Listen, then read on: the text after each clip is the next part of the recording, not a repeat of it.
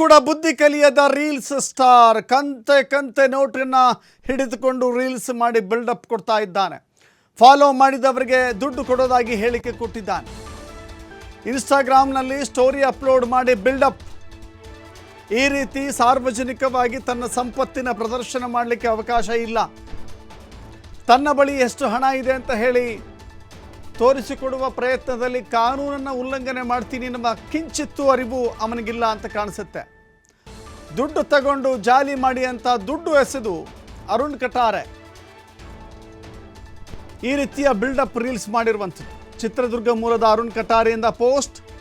ಈ ಹಿಂದೆ ಸುಲಿಗೆ ಕೇಸ್ನಲ್ಲಿ ಜೈಲು ಪಾಲಾಗಿದ್ದ ಅರುಣ್ ಬಳಿಕ ಬೆಂಗಳೂರಿನ ಕೊತ್ತನೂರು ಠಾಣೆಯಲ್ಲಿ ಪ್ರಕರಣ ದಾಖಲಾಗಿದೆ. ಅಪ್ರಾಪ್ತನನ್ನು ಬೆದರಿಸಿ ಚಿನ್ನಾಭರಣವನ್ನು ಸುಲಿಗೆ ಮಾಡಿದ್ದಾನೆ, ದರೋಡೆ ಮಾಡಿದ್ದಾನೆ ಅಂತ ಆ ಪ್ರಕರಣದಲ್ಲಿ ಅರೆಸ್ಟ್ ಆಗಿದ್ದ.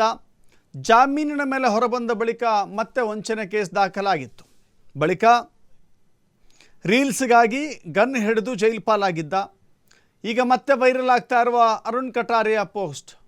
ಅರುಣ್ ಕಟಾರೆಯ ಪೋಸ್ಟ್ ಇದೆಯಲ್ಲ, ಜನ ಕೂಡ ಆಕ್ರೋಶವನ್ನು ವ್ಯಕ್ತಪಡಿಸ್ತಾ ಇದ್ದಾರೆ. ನಿಮಗೆ ಗೊತ್ತಿರಲಿ, ಅದು ನಿಜವಾದ ಹಣನೋ ಅಥವಾ ಫೇಕ್ ಹಣನೋ ಗೊತ್ತಿಲ್ಲ. ಸಿನಿಮಾದಲ್ಲಿ ಬಳಸುವ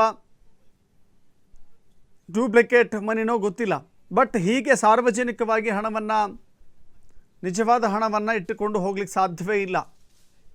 ಅದಕ್ಕೆ ಕಾರಣ ಅಂತ ಹೇಳಿದರೆ 2 ಲಕ್ಷಕ್ಕಿಂತಲೂ ಅಧಿಕ ನಗದನ್ನು ಇಟ್ಟುಕೊಳ್ಳೋದು ಕಾನೂನಿನ ರೀತಿಯಲ್ಲಿ ಅಪರಾಧ ಅಂತ ಹೇಳಿ ನಿಯಮ ಇದೆ. ಇವನು ಹೀಗೆ ಕಂತೆ ನೋಟುಗಳನ್ನು ತೆಗೆದುಕೊಂಡು ಬಂದು ಬನ್ನಿ ಹಣವನ್ನು ತೆಗೆದುಕೊಳ್ಳಿ ಅಂತ ಎಸಿತಾ ಇದ್ದಾನೆ ಅಂತ ಹೇಳಿದ್ರೆ, ಈ ಹಣ ಎಲ್ಲಿಂದ ಬಂತು, ಹೇಗೆ ಬಂತು, ಅದು ನಿಜಾನಾ ಅಸಲಿನಾ ಇಲ್ವಾ ಚೆಕ್ ಮಾಡಬೇಕಾಗತ್ತೆ. ಅಗೇನು ಮತ್ತೆ ಜೈಲಿಗೆ ಹೋಗುವ ಎಲ್ಲ ಲಕ್ಷಣಗಳು ಕಾಣಿಸ್ತಾ ಇದ್ದಾವೆ.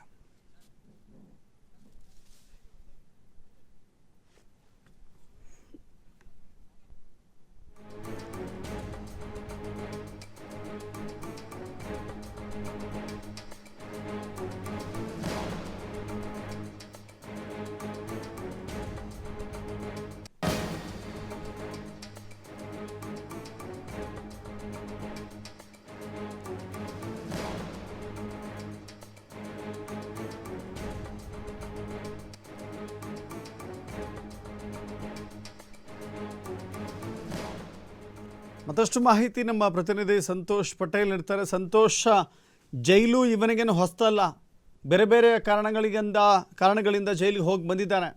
ಈ ರೀತಿಯ ಹಣವನ್ನು ಇಟ್ಟುಕೊಳ್ಳೋದು ಅಪರಾಧ ಅಂತ ಅವನಿಗೆ ಗೊತ್ತಿಲ್ವಾ, ಅಥವಾ ಈ ನೆಗೆಟಿವ್ ಪಬ್ಲಿಸಿಟಿಯನ್ನೇ ಪಾಸಿಟಿವ್ ಮಾಡ್ಕೊಳ್ಳಿಕ್ಕೆ ಹೊರಟಿದ್ದಾನ?